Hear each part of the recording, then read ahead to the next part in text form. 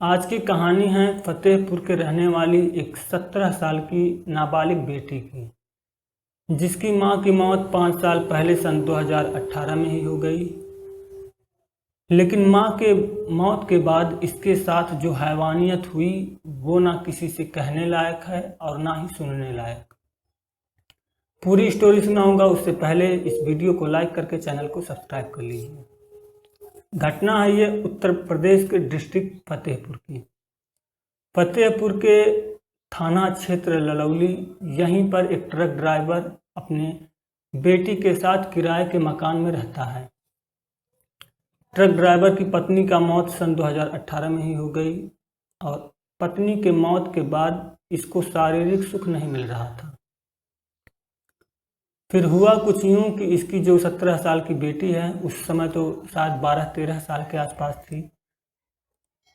अब इसकी जो बेटी है बंद कमरे में, ये और इसकी बेटी, अब अकेली बेटी को देख करके ये हैवान पिता खुद को रोक नहीं सका और अपने सगी बेटी के साथ ही शारीरिक संबंध बनाने लगा जबरदस्ती। बेटी इनकार करती, अपने आप को बचाने की कोशिश करती, लेकिन ये दरिंदा पिता जबरदस्ती उससे शारीरिक संबंध बनाता रहा। ऐसे ही ये सिलसिला चल रहा था। अगर जो बेटी है वो इनकार करती, रोती झगड़ती, तो ये हैवान पिता उसे मारता पीटता और जान से मारने की भी धमकी देता था।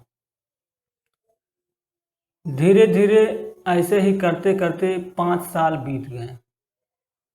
इन 5 सालों के दौरान बेटी जो है अब 17 साल की हो चुकी है। इस नादान उम्र में ये बच्ची 5 साल के दौरान 2 बार गर्भवती भी हो गई। पिता जो है गर्भपात करवा दिया और इस बारे में किसी को भी बताने से वो कहता कि अगर वो किसी को बताएगी तो जान से मार देगा। डर के मारे या फिर शर्म के मारे बच्ची किसी से बताती नहीं थी। फिर बात आगे बढ़ी। 5 साल से नरक की जिंदगी झेल रही ये 17 साल की लड़की अपने कुछ रिश्तेदारों को इस बारे में बताया कि उसका जो पिता है वो रेप करता है, वो प्रेग्नेंट भी हो चुकी है 2 बार। ये सब चीज़ जब वो अपने कुछ रिश्तेदारों को बताई तो हैरान करने वाली बात यह है कि ये रिश्तेदार भी जो है उसका साथ नहीं दिए। सोचने वाली बात है कि इस समाज में कैसे एक पिता अपने ही सगी बेटी के साथ रेप करता है और रिश्तेदार जो है जानने के बावजूद चुप्पी साधे बैठे हैं।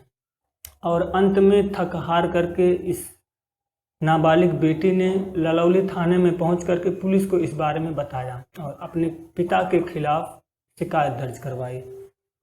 पुलिस शिकायत दर्ज करके आरोपी पिता को गिरफ्तार कर लेती है और आगे की कानूनी कार्रवाई शुरू करती है। तो ये थी आज की कहानी। इस पिता के बारे में और इस बेटी के बारे में आपकी क्या राय है, कमेंट में हमें ज़रूर बताएं। मिलूंगा मैं अब कल शाम 8 बजे एक नई कहानी के साथ। तब तक अपना और अपने परिवार का ख्याल रखें। जय हिंद।